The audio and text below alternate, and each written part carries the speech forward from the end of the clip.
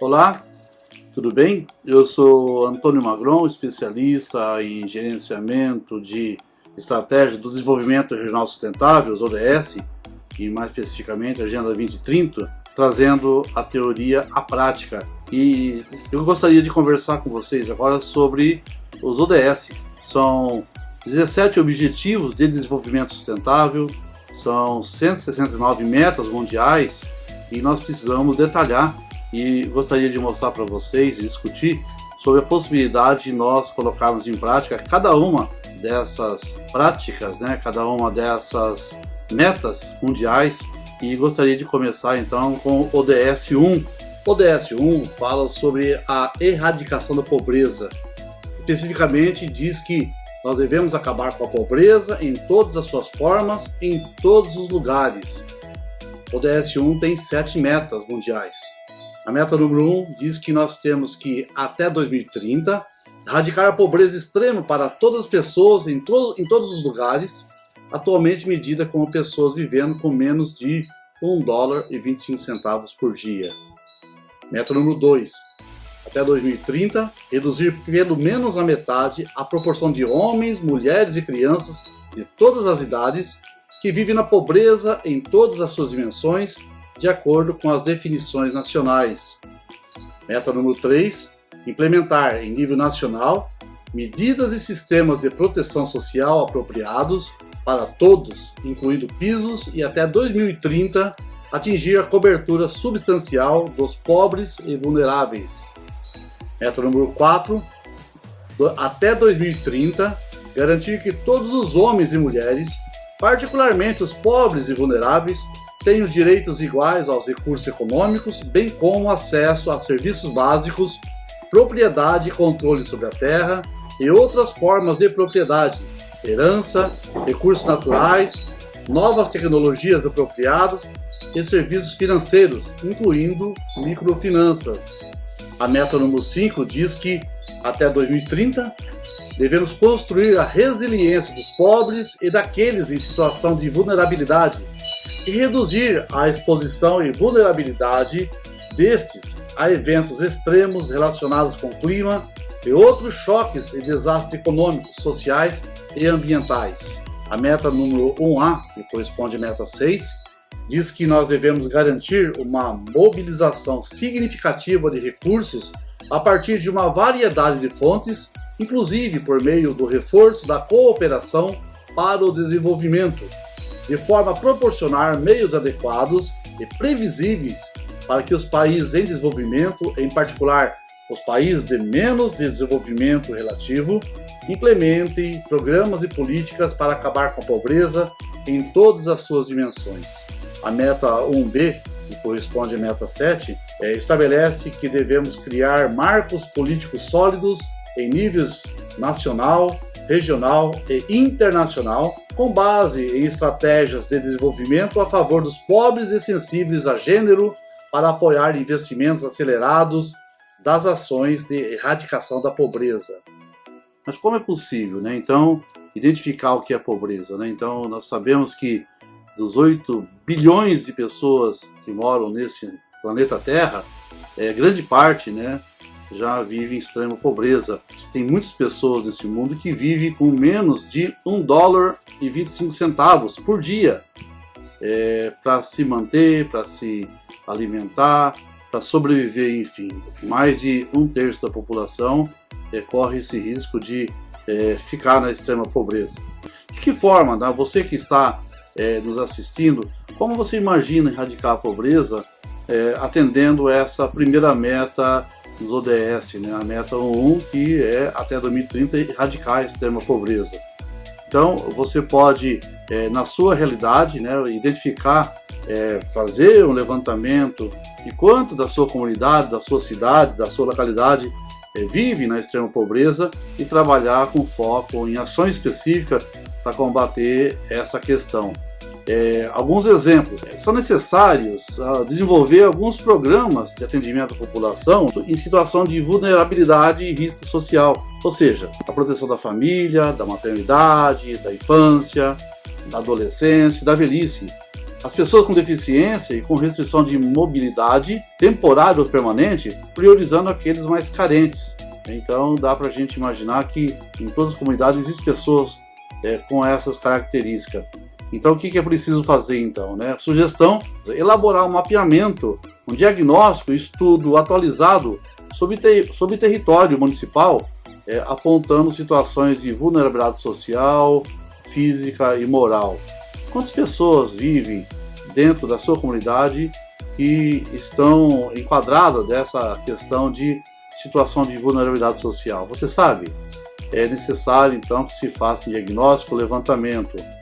Ampliar as ações destinadas às famílias, potencializando-as por meio de palestras da comunidade sobre temas voltados à realidade econômica e social local, tais como inserção produtiva no mercado de trabalho, campanhas socioeducativas, possibilidades de geração de renda e outras relacionadas ao conhecimento dos próprios direitos, saúde e prevenção de doenças, prevenção do uso de álcool e drogas, preservação do ambiente como meio de incrementar a qualidade de vida, bem como ações que promovam pleno exercício da cidadania e que combatam a intolerância, qualquer forma de preconceito e discriminação, entre outros. São ações que você pode participar na sua comunidade. Tenho certeza que existe clubes de serviço, que existe uma prefeitura interessada nessas questões, existe uma secretaria de assistência social que tem isso como prioridade também. As igrejas são excelentes parceiros para poder auxiliar dessa ampliação de ações destinadas a essas famílias consideradas como de vulnerabilidade social. Uma outra ação seria ampliar o número de famílias atendidas por ações socioeducativas. Nós temos que estimular parcerias entre o poder público e a iniciativa privada para a realização de atividades comunitárias de inclusão social. Não cabe simplesmente a uma prefeitura, a um governo local ou estadual ou subnacional resolver essas questões que envolvem a inclusão social. Cabe a toda a sociedade. Então nós temos que estimular parcerias, sim, com atores locais principalmente, porque através dessa solidariedade é que nós conseguimos trabalhar com essa inclusão social. Aí nós temos que reduzir a exclusão social através de programas de formação e encaminhamento para o trabalho. E agora nós falaremos sobre a meta número 2. Uma das questões que envolve essa pobreza extrema é justamente a falta de oportunidade para algumas pessoas que precisam de trabalho, têm condições, mas não conseguem se inserir no mercado de trabalho ou por falta de oportunidade ou por falta de treinamento e capacitação, e aí são ações que todos nós podemos ajudar a desenvolver. Nos municípios existe o CRAS. O CRAS é o Centro de Referência da Assistência Social, que tem isso como prioridade de trabalhar com esse serviço de convivência e fortalecimento de vínculos. E é possível a gente realizar oficinas de artesanato, por exemplo, com ações que promovam a autossustentabilidade do público-alvo, de forma a criar alternativas de renda. É uma sugestão para a gente trabalhar nesse sentido. Uma outra ação possível de ser realizada em todas as cidades do nosso país é fomentar o apoio à geração de emprego e renda, objetivando melhorias nas condições de acesso ou permanência do mercado de trabalho formal. Você consegue identificar, a partir do diagnóstico, quantas pessoas da sua comunidade estão desempregadas e você pode contribuir para que essas pessoas possam conseguir um trabalho digno. Existe alguma agência de emprego na sua região, você precisa orientar essas pessoas para que busquem um emprego onde possa ou se formalizar como microempreendedor individual ou então conseguir um trabalho com carteira assinada, o que dá uma segurança às pessoas que precisam se manter e garantir a sua renda familiar. Também é necessário você também conhecer, já que nós estamos falando de pobreza, existe um setor dentro dos municípios chamado CREAS, que é Centro de Referência Especializado da Assistência Social. O CREAS oferece apoio, orientação e acompanhamento das famílias em situação de ameaça ou violação de direitos. Pessoas em situação de vulnerabilidade social, atendido por equipe especializada também da Secretaria de Assistência Social. Então é possível nós identificarmos dentro da nossa comunidade quantas pessoas vivem na pobreza ou na extrema pobreza, e com ações simples, basta você ter um olhar crítico e clínico, né, do que fazer, de como fazer, onde fazer com essas pessoas, para nós podermos tirar essas pessoas da pobreza. E temos a terceira meta, que cabe a todos nós cumprirmos. O mundo todo, 193 países, tem esse compromisso. Note-se então que existe uma responsabilidade nacional por parte de programas de governo para que hajam a aplicação de programas voltados para a erradicação da pobreza e proteção social, e medidas para todos os excluídos, né, pessoas de baixa renda. E aí nós temos alguma solução, uma sugestão, como a gente tem observado em algumas cidades do nosso país. Uma das ideias é proporcionar a toda a população acesso a moradia digna, com qualidade construtiva, custo justo, provida de infraestrutura básica, com acesso a fontes de trabalho e aos serviços públicos básicos de educação, saúde, cultura, esporte, lazer, recreação e segurança. Se vocês forem analisar, existem vários programas federais que visam levar para a população de baixa renda todas essas questões voltadas para moradia, para acesso a trabalho, a curso profissionalizante. Isso então é fundamental que você, como cidadão, perceba que existe isso e que possa aplicar dentro da sua comunidade. Então, esse município ele fez o seguinte, ele atualizou o cadastro das famílias carentes, né, urbano e rural, a fim de promover em ordem de prioridade ações necessárias para a redução gradativa do déficit habitacional, bem como para promover o controle das famílias que necessitam de moradias, buscando assim coibir a proliferação da ocupação irregular e reincidência do benefício à mesma família que retoma a situação carente pela venda ilegal da unidade habitacional. Perceba a preocupação desse município. Além de atualizar o cadastro das pessoas que realmente necessitam de uma moradia com fins sociais, ela está preocupada também que essa moradia seja efetivamente utilizada para quem realmente precisa, fazendo com que essa situação de vulnerabilidade ela possa ser superada. E a partir da sua superação, claro, que uma outra família possa ocupar, né, eventualmente, esse benefício, porque para se evitar que haja uma comercialização de um imóvel, né, que foi doado pelo governo para algumas pessoas que não mais necessitam. E houve essa preocupação por parte desse município. Também esse município ele resolveu fazer, para solucionar essa questão da meta 1.3, construir unidades habitacionais em conformidade com as ações e metas previstas pelo Plano Nacional de Habitação para sanar o déficit municipal. Então, existem várias emendas parlamentares que permitem que o município possa construir unidades habitacionais com fins sociais, né, para que possa diminuir esse déficit habitacional junto às pessoas de baixa renda. Uma ação também realizada é realizar cadastramento e acompanhamento das famílias com risco alimentar pelo CAD único. E todos os municípios têm o CAD único. Para você ser beneficiário de uma residência, de uma moradia de interesse social, né, é necessário que a família se cadastre, faça esse cadastramento, né, que é chamado CAD único, junto à prefeitura, junto à Secretaria de Assistência Social, e dessa forma possa se beneficiar de programas nacionais como esse da habitação. São ações simples. Nós, como cidadãos, nós temos essa responsabilidade de orientar, acompanhar, apoiar o poder público municipal, estadual, federal, no sentido de levantar as pessoas que realmente necessitam e ajudá-los, né, a buscar as soluções para essas questões relacionadas com habitação, principalmente. E agora nós vamos falar sobre a meta número 4, do objetivo 1. Olha só como é amplo a meta desse objetivo 1 da pobreza, e a meta número 4, que é garantir a todos os homens, principalmente os mais vulneráveis, o acesso às riquezas, na verdade. E de que forma que isso é possível? baseado na experiência que nós observamos, é possível nós colocarmos como prática dentro de um município um aprimoramento e um planejamento da gestão do setor envolvendo a população no processo, de modo a viabilizar políticas públicas de desenvolvimento e assistência social adequada às necessidades locais.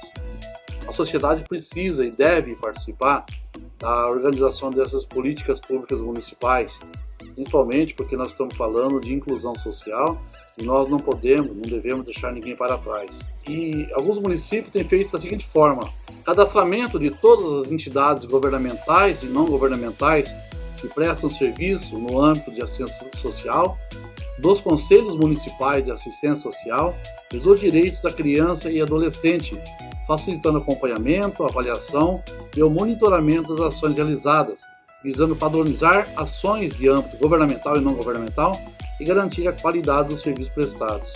O que diz então essa ação? Nós temos que participar, enquanto voluntários, na criação dos conselhos municipais de defesa da criança e do adolescente, Conselho Municipal de Desenvolvimento Econômico e Social, Conselho Municipal da Educação, Conselho Municipal do Esporte. Quando a comunidade é participante de todas essas ações, com certeza nós estamos garantindo a qualidade dos serviços ofertados a essa população mais vulnerável. Também existe a possibilidade de discutir, fazer uma discussão em articulação com a rede socioassistencial e junto às famílias referenciadas, que propicie mudanças no inconsciente coletivo sobre conceitos cultural e político no âmbito da ciência social. A ciência social é vista como erradamente, como um distribuidor de esmolas. Nós não precisamos disso. A função da assistência social é muito maior que essa. Nós temos que garantir que a sociedade perceba a importância de inclusão social realizada por essa entidade de assistência social municipal. É por isso que nós temos que mudar o conceito, trabalhar com a ideia de desenvolvimento, trabalhar com a ideia de fortalecimento de vínculos, principalmente voltado para as ações que nós, enquanto sociedade, devemos participar. E nós temos que apoiar o pleno funcionamento dos conselhos municipais de direitos, visando efetivar o controle social por meio de gestão descentralizada e participativa. Percebam, de novo a sociedade é chamada à participação. E quantas vezes, nós enquanto cidadãos, a gente se alheia, a gente fica à margem, somente acompanhando uma gestão municipal, quando na verdade ela necessita da nossa participação, das nossas contribuições, para a gente poder ajudar a tomar as melhores decisões. Existe também uma necessidade de maior participação do órgão gestor, e de toda a sociedade no Conselho Municipal de Assistência Social e nos conselhos afins para a elaboração do PPA, do LDO e do LOA. O PPA é o Plano Plurianual, o LDO é Lei de Diretrizes Orçamentárias e LOA é Lei Orçamentária Anual. Sem dinheiro, sem recurso, nada pode ser realizado. Então a sociedade precisa trabalhar, inclusive para garantir recursos para que o próprio gestor público e sua secretaria possam beneficiar a sua comunidade. A promoção da atualização da estrutura organizacional da própria Secretaria de Desenvolvimento Social, bem como a revisão do plano de cargo, salário, porque os servidores têm que estar capacitados e preparados para atender com psicólogos, com assistência social, com todos os benefícios que a gente precisa garantir para as populações de baixa renda. Então é necessário que a gente possa ter dados, de novo, levantamento, diagnóstico do que precisa a comunidade, principalmente aquelas periféricas que vivem em favelas, que vivem em vilas, qual é a ação mais importante de caráter continuado, ação de caráter continuado que a gente possa disponibilizar e aplicar para essas populações e realmente colocar em prática. Existem outras ações também, por exemplo, nós precisamos promover trabalho e renda.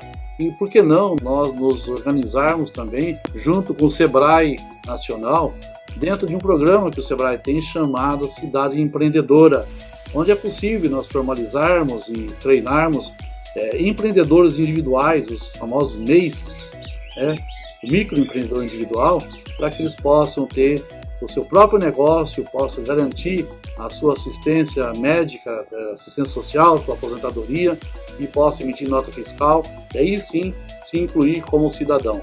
Vários municípios no país estão se aproveitando, estão usufruindo desse programa do SEBRAE, visando o fortalecimento de empreendedores individuais, aquelas pessoas que fazem os seus trabalhos nas suas próprias casas, são vendedores ambulantes, são confeiteiros, são padeiros, que fazem construção civil, que trabalham como prestação de serviço, enfim, são milhões e milhões de pessoas que hoje podem ser incluídas, podem ser formalizadas dentro do MEI, microempreendedor individual, e aí sim, dentro dessa formalização, eles poderem se fortalecerem enquanto pessoas e garantirem a sua renda.